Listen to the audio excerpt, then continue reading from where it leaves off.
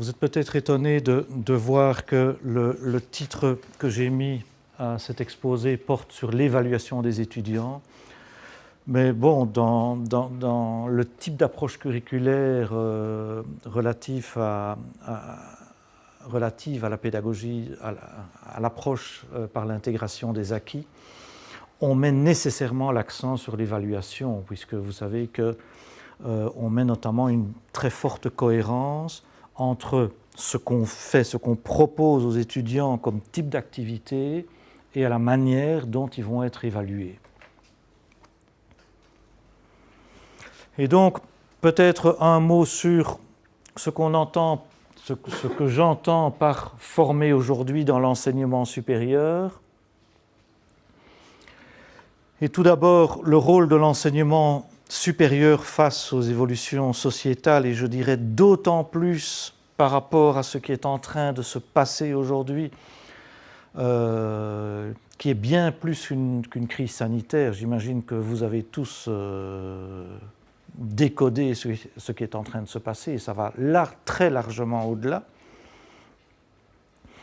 Et donc, l'enseignement supérieur a pour mission de préparer les jeunes et les adultes à faire face aux exigences du métier, mais aussi à penser, anticiper et réguler les évolutions sociétales.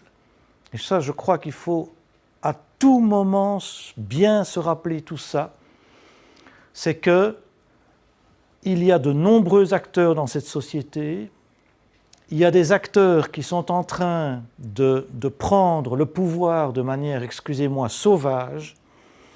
Et pour moi, l'enseignement est un des principaux régulateurs de ce qui se passe aujourd'hui dans les évolutions sociétales. Et donc, dans le cadre de l'enseignement supérieur, et pour pouvoir jouer ce rôle de régulation d'anticipation et de régulation des évolutions sociétales, il y a, pour moi, plusieurs facettes à articuler dans n'importe quelle formation d'enseignement supérieur. Il y a bien sûr la facette de la culture générale, c'est-à-dire tout ce qui est le savoir. Il faut continuer à savoir, il faut continuer à s'informer, il faut continuer à informer, il faut continuer à comparer des informations, à prendre distance par rapport à des informations, etc. À connaître les savoirs de pointe, les résultats des recherches de pointe, etc. Même si certains grands dirigeants de notre planète ne croient plus aujourd'hui à la recherche scientifique et au savoir et prétendent savoir mieux que les scientifiques eux-mêmes.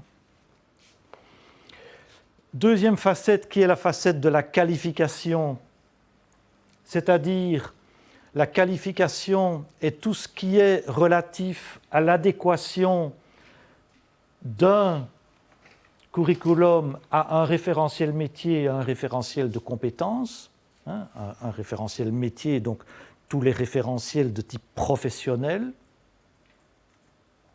Et vous êtes bien payé pour le savoir ici avec la formation des enseignants, puisque vous devez répondre à des exigences de former des enseignants qui répondent à telle ou telle caractéristique en termes de qualification.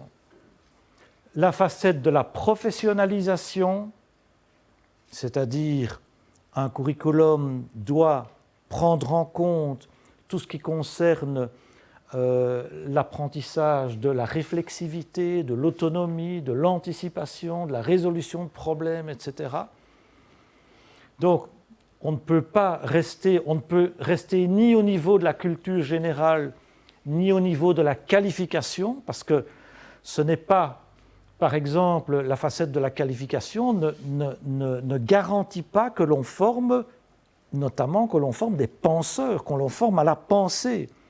On va peut-être former à ce stade-ci des bons opérateurs, je ne vais même pas parler d'exécutants, mais des bons opérateurs, des bons professionnels, entre guillemets, mais on n'en est pas encore dans la facette de la professionnalisation qui développe tout ce qui est le recul, réflexivité, autonomie, anticipation, résolution de problèmes, etc.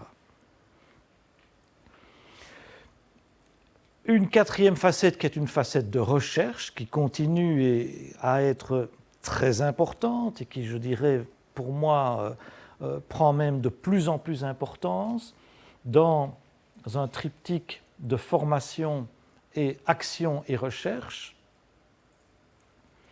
Et alors, cette cinquième facette qui, pour moi, est la facette sur laquelle je mets l'accent principalement sur l'ouvrage dont Fabienne a parlé tout à l'heure, qui est la facette de la mise en projet humaniste, c'est-à-dire qui articule réflexion sociétale et action, et qui positionne d'emblée l'étudiant, le futur professionnel, dans quelqu'un qui va devenir, pour reprendre la terminologie d'Arduano, qui va devenir auteur, qui n'est pas seulement acteur, mais qui va devenir auteur, c'est-à-dire producteur dans la société de demain. Et donc, on ne peut pas, de mon point de vue, on ne peut aujourd'hui faire l'économie d'aucune de ces 5 facettes dans n'importe quel curriculum d'enseignement supérieur, dans n'importe quelle faculté, dans n'importe quelle formation.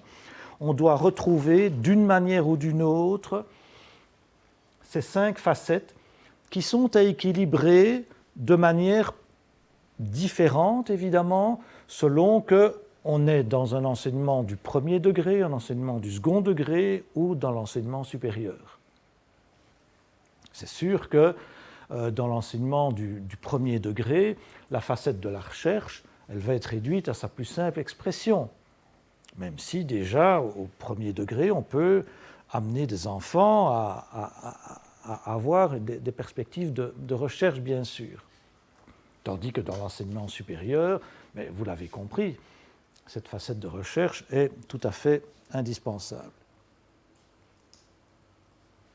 Une de ces difficultés est donc d'aller plus loin qu'une stricte formation professionnelle, ne pas être uniquement efficace, comme certains voudraient nous canaliser dans une efficacité stricte, mais de bien garder toute cette culture que vous avez acquise depuis des centaines d'années, et particulièrement en France, qui est toute cette réflexion, notamment la réflexion philosophique, la réflexion sociologique, la réflexion axiologique relative à l'éducation.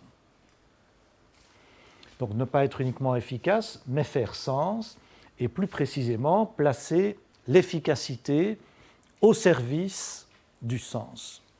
Comment articuler ces différentes facettes ? Comment se servir des compétences comme un tremplin pour mettre l'efficacité au service du sens ? Parce que c'est bien de ça qu'il s'agit. La plupart du temps, ce que l'on veut nous amener à faire, c'est mettre le sens au service de l'efficacité. Et donc, il s'agit de tenir bon et de placer en haut toujours le sens, nos valeurs, nos finalités. Qu'est-ce que nous voulons ? Quelle société voulons-nous ? Qu'est-ce que nous voulons pour nous ? Pour nos enfants, pour nos petits-enfants, pour nos arrière-petits-enfants, etc., pour les générations futures. Et donc, les compétences est un mot qui à la fois est plein de promesses et un mot qui peut être terriblement dangereux. Parce que le même mot, le même concept, peut cacher des réalités qui sont très très différentes les unes des autres, parfois même à l'opposé. Prenez par exemple tout ce mouvement que l'on a vu fleurir dans les systèmes anglo-saxons, le développement des skills, etc., dans un cadre vraiment très étroit, etc. Il y en a qui appellent ça des compétences, hein. On nomme ça des skills, mais qui sont des savoir-faire professionnels vraiment terriblement étroits et qui ne laissent pratiquement aucune place à l'autonomie, à la réflexion, etc. Et même pas, et qui ne laissent même pas toujours une place à la résolution de problèmes. Tellement c'est morcelé que... Hein, Et donc, il faut bien cibler ce qu'on entend par approche par compétence, ou plutôt approche par compétence au pluriel, puisque aujourd'hui, quand on parle d'approche par compétence, eh bien, les gens ont dans la tête plusieurs représentations possibles de cette réalité, approche par compétence. Et donc, aujourd'hui, quand on me dit approche par compétence, je dis, mais quelle compétence, quelle approche, hein? Et la question que je pose souvent, c'est, donnez-moi un exemple d'énoncé de compétence. Et là, on s'entend très vite.